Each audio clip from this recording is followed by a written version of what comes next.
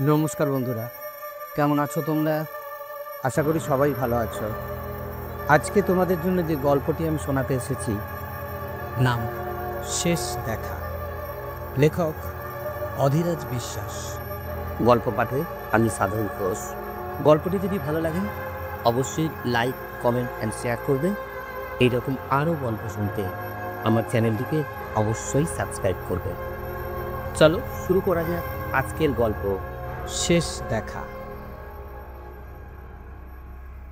নিমন্ত্রণটা অনেকদিন আগেই করে রেখেছিল সুজন। যাব করে আমার যাওয়া আর হচ্ছিল না। আমাদের বন্ধুদের মধ্যে সুজনই সবার আগে চাকরি পেয়েছিল, তাও আবার বিদেশে।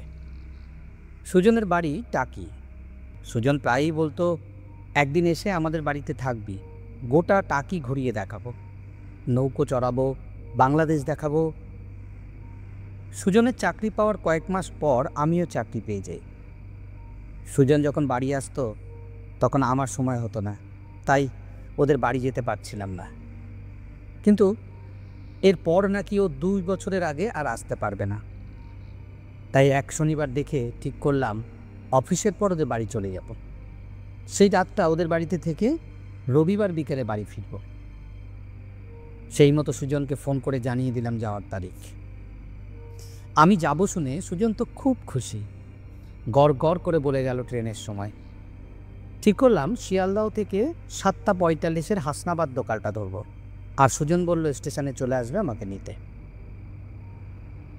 সময়টা ছিল বৈশাখ মাসের শেষ। কয়েকদিন থেকেই গরমটা আরও বেড়েছে। ইতিমধ্যে 2-3বার ফোন করা হয়ে গেছে সুজনের যে আমি কখন অফিস থেকে বেরোচ্ছি। অফিস থেকে বেরোনোর সময় খেয়াল করলাম আকাশটা মেঘে ছেয়ে গেছে, আর মাঝে মাঝেই বিদ্যুতের ঝলক দেখা যাচ্ছে। অফিসের নিচের থেকেই ট্যাক্সি নিলাম শিয়ালদা যাওয়ার জন্য। কিছু রাস্তা যেতে না যেতেই শুরু হলো কালবৈশাখীর তাণ্ডব। ট্যাক্সি ড্রাইভার বলল, যাক, অন্তত আজ রাতটা শান্তিতে একটু ঘুমোতে পারবো। আমিও ঘাড় নাড়িয়ে সম্মতি জানালাম। কিছুক্ষণ বাদেই ঝড়ের সাথে শুরু হলো বৃষ্টি। শিয়ালদহ স্টেশনে পৌঁছে টিকিট কেটে শুনলাম ঘোষণা হচ্ছে হাসনাবাদ শাখার ট্রেন 8 ঘন্টা দেরিতে চলছে। ভাবলাম খবরটা জানিয়ে দেওয়া ভালো সুজনকে।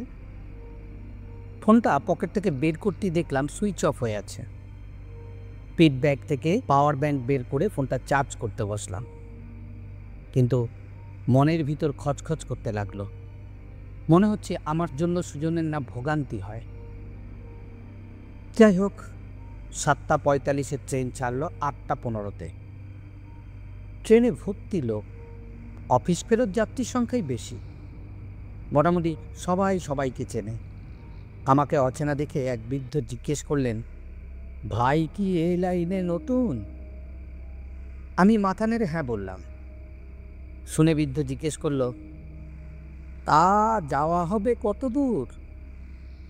আমি বললাম, এই টাকি যাচ্ছি আমার বন্ধুর বাড়ি।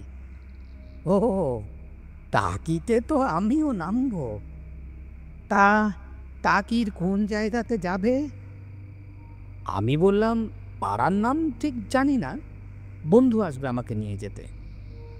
যতদূর মনে পড়ে বলেছিল গেস্ট হাউসের ওই দিক দিয়ে যেতে হয়। এরপর বাকি পথটুকু ওই বৃদ্ধের সাথেই নানান বিষয়ে গল্প করতে করতে কেটে গেল। যত বারাসতের দিকে ট্রেন এগোতে লাগলো, কামরাতে ভিড়ও বাড়তে লাগলো। মাঝে মাঝে জানালা দিয়ে একটু ঠান্ডা হাওয়া কামরার ভিতর আসছে। বারাসত স্টেশন পার করতেই খেয়াল করলাম বাইরে ঘুটঘুটে অন্ধকার। এরপর টাকির দিকে ট্রেন যত এগিয়েছে অন্ধকার আরও গভীর হয়েছে, এমনকি স্টেশনগুলো অন্ধকারে ডুবে আছে। টাকি স্টেশন ওর ব্যতিক্রম না। টাকিতে যখন নামলাম ঘড়িতে দেখি 10:30 বেজে গেছে। আমার সাথে থাকা বৃদ্ধে জিজ্ঞেস করলো, সামনের রাস্তার মোড় অবধি এগিয়ে দেব? আমি তাকে বললাম, তার দরকার নেই, বন্ধু আসছে নিতে। স্টেশনের টিকিট কাউন্টারের সামনে দাঁড়িয়ে থাকবে বলেছিল সুজন, কিন্তু কাউন্টারের সামনে এসে দেখি কেউ নেই। চারিদিক ঘুটঘুটে অন্ধকার। ট্রেন থেকে যে কতজন লোক নেমেছিল তারা যে কে কোন দিকে চলে গেল তার কোনো হদিশ পেলাম না।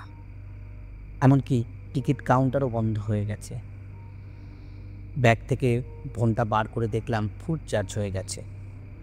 ফোনটা অন করে ফোন করলাম সুজনকে। ফোনটা বেজে গেল, কিন্তু কেউ ধরল না। আবার ফোন করতে যাব, ঠিক সেই সময় সুজনই দেখলাম ফোন করল। ফোনটা ধরে হ্যালো বলতে অপর প্রান্ত থেকে সুজন বলল, একটু দাঁড়া রে, আমি আসছি নিতে। ফোনটা রেখে দিল সুজন। দেখতে দেখতে 11টা বাজতে চলল। অন্ধকার স্টেশনে আমি একা। চারিদিকে ব্যাঙ আর ঝিঝি পোকার ডাক পরিবেশটাকে ছমছমে করে তুলেছিল। আর মাঝে মাঝে ঠান্ডা হাওয়াটা গায়ে লাগতেই একটা শিরশিরানি ভাব অনুভব করছিলাম। হঠাৎ চমকে উঠলাম একজনের গলার স্বর শুনে। বাবু, যাইবেন কদ্দূর? দেখলাম একজন বয়স্ক লোক হাতে একটা টর্চ নিয়ে দাঁড়িয়ে। সেই টর্চের আলোতে দেখলাম বৃদ্ধ একটু ঝুঁকে আছে সামনের দিকে, পরনে লুঙ্গি আর ছেঁড়া গেঞ্জি। বৃদ্ধ আবার বলল, বাবু, যা ঝড় হইছে তাতে আর কিছু পাইবেন না। সামনে আমার রিক্সা আছে, চলেন, আপনারে নামাইয়া দিয়া যায়। আমি বললাম, না না, তুমি যাও, আমার বন্ধু আসছে নিতে। বৃদ্ধ আমার কথা শুনে আস্তে আস্তে চলে গেল রিক্সার কাছে। সেই সময় শুনতে পেলাম দূরে একটা বাইকের হর্নের শব্দ। একটু পরেই দেখলাম একটা মোটর বাইক আসছে স্টেশনের দিকে। স্টেশনের সিঁড়ির কাছে এসে থামলো বাইকটা। ব্যক্তিটির মাথায় হেলমেট, গায়ে একটা রেনকোট চাপানো। দেখে বোঝা যাচ্ছে না ব্যক্তিটিকে। একটু পরেই শুনলাম বাইকে আসা ব্যক্তিটি আমাকে উদ্দেশ্য করে বলছে, চলায়, আসতে বড্ড দেরি হয়ে গেল। গলার কণ্ঠস্বর শুনে বুঝতে পারলাম সেটা সুজন। আমি ততক্ষণে স্টেশনের সিঁড়ি দিয়ে নেমে সুজনের বাইকের কাছে চলে গেছি। সুজন বলল, আরে বস, তাড়াতাড়ি, তোকে বাড়িতে নামিয়ে আমি আরেক জায়গায় যাব। আমি জিজ্ঞেস করলাম, কোথায় যাবি? ভাবলাম কদিন বাদে চুটিয়ে আড্ডা মারব। আর এত রাতে কি এমন কাজ? অভিসারে যাবি নাকি? আমার সাথে সাথে সুজনও হেসে উঠল কথাগুলো শুনে। ততক্ষণে সুজন বাইকে স্টার্ট দিয়ে দিয়েছে। বাইকে ওঠা থেকেই একটা বোটকা গন্ধ ক্রমশ নাকে আসছিল। কিসের একটা বোটকা গন্ধ বেরোচ্ছে বলতো? সুজন বলল, আরে বলিস না, আরে বৃষ্টিতে সারা রাস্তা পিচ্ছিল হয়ে আছে, তাই আসার সময় পড়ে গেছিলাম রে রাস্তার পাশের কাদাতে, তাহাই গন্ধ বেরোচ্ছে। কথা বলতে বলতে খেয়াল করলাম আমরা একটা বড় রাস্তায় উঠেছি। বড় রাস্তায় লোকজনের জটলা। কয়েকজন পুলিশকেও দেখলাম দাঁড়িয়ে থাকতে। জটলা কাটিয়ে আমাদের বাইকটা একটা সরু গলি ধরতেই আমি সুজনকে জিজ্ঞেস করলাম, কি হয়েছে রে ওখানে? সুজন বলল, আরে অ্যাক্সিডেন্ট হয়েছে শুনলাম। আর বলিস না, দিন রাত ওই থুবার মোড়ে অ্যাক্সিডেন্ট লেগেই আছে। শুনলাম তো লরির সাথে অ্যাক্সিডেন্ট হয়েছে, আর স্পটেই মারা গেছে ছেলেটা রে। বাকি পথটুকু সুজন আমাকে টাকি পৌরসভা, হসপিটাল গেট, জাতীয় পাঠাগার, টাকি কলেজ দেখাতে দেখাতে আসলো। যদিও অন্ধকারে দেখতেই পারিনি, সব কিছু ভুতুরে ভুতুরে বলে মনে হলো। কলেজের পাশের রাস্তা দিয়ে কিছুটা দূর গিয়ে একটা গলির মুখে আমাকে নামিয়ে দিল সুজন। বলল, ওই বাঁ দিকে 3 নম্বর বাড়িটা আমাদের, বুঝলি? ওই যে দেখ, আমার কাকা রাস্তায় দাঁড়িয়ে আছে, আমি কাজটা মিটিয়ে এক্ষুনি আসছি। আমি আস্তে আস্তে এগিয়ে গেলাম সুজনদের বাড়ির দিকে।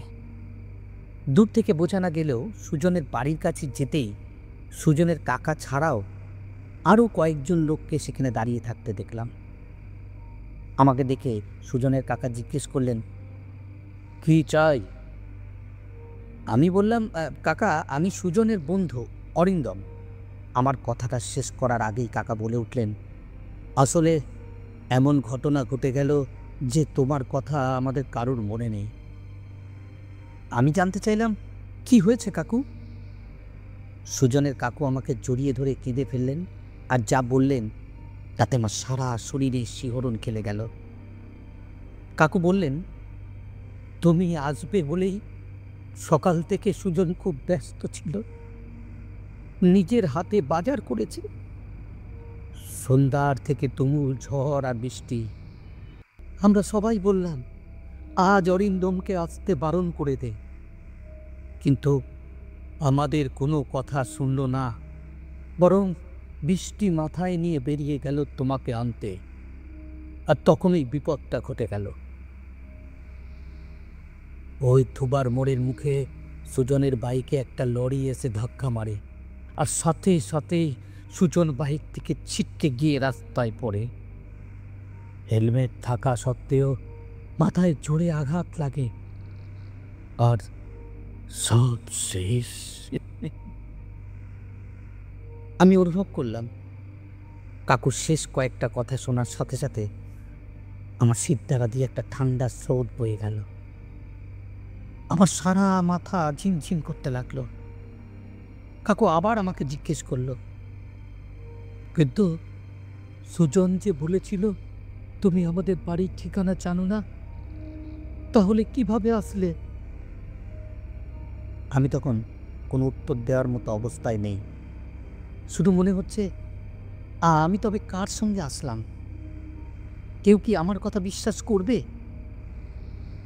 বুঝতে পারলাম চারপাশটা ঝাপসা হয়ে আসছে। আমি আর দাঁড়িয়ে থাকতে পারছি না। আর তারপরে আমার চারিদিক অন্ধকার হয়ে গেল। সেই দিন রাতের কথা আমার আর কিচ্ছু মনে নেই। পরের দিন সকালে যখন জ্ঞান ফিরল, তখন দেখি আমি সুজনের কাকুর ঘরে বিছানায় শুয়ে আছি। সারা বাড়িতে কান্নার শব্দ। আমি গতকাল রাতের কথা ভুলতেই পারছিলাম না। মোবাইলটা একবার হাতে নিয়ে দেখলাম, সেই রাতে সত্যিই কি সুজন ফোন করেছিল। কারণ সুজনের অ্যাক্সিডেন্ট হয়েছিল আমার টাকিতে নামার ৮ ঘন্টা আগে। মোবাইলের কলার লিস্টে তখনও জল করছে সুজনের নাম। মনে মনে ভাবলাম, সুজন ওর কথা রেখেছে। ওই অন্ধকারেও আমাকে টাকি শহর দেখিয়েছে। আর ঝড় জলের রাতে আমি যাতে কোনো বিপদে না পড়ি, সেই জন্য সে তাদের বাড়ি অবধি আমাকে পৌঁছে দিয়েছে। সমস্ত কাজ মিটিয়ে আমি রাতের ট্রেন ধরে কলকাতায় চলে এলাম। সুজনের কাকা আমাকে স্টেশনে নামিয়ে দিয়ে গেছিল। সেই রাতের কথা আমি কাউকে বলিনি। সেই ঘটনার পর আর কোনোদিন টাকিও যায়নি, যাবার ইচ্ছাও নেই। এমনকি সেই দিনের ঘটনার সদুত্তর এখনও আমার কাছে নেই। হয়তো সুজনের টাকি দেখানোর বাসনা এতটাই বেশি ছিল যে সে মারা গিয়েও তা পূর্ণ করে দিয়ে গেল, কিংবা আমাদের বন্ধুত্বটা এতই বেশি ছিল যে সুজন আমাকে শেষ দেখা দিয়ে গেল। তবে সেই দিনের পর রাত করে কোনো জায়গায় বেশিক্ষণ দাঁড়িয়ে থাকা অবস্থায় কোনো বাইক চোখে পড়লেই মনে হয় ওই বোধহয় সুজন আসলো আবার দেখা করতে। আজকে আমার গল্পের এখানেই সমাপ্তি। গল্পটি যদি ভালো লেগে থাকে অবশ্যই লাইক, কমেন্ট অ্যান্ড শেয়ার করবে। এইরকম আরও গল্প শুনতে আমার চ্যানেলটিকে অবশ্যই সাবস্ক্রাইব করবে। ভালো থেকো।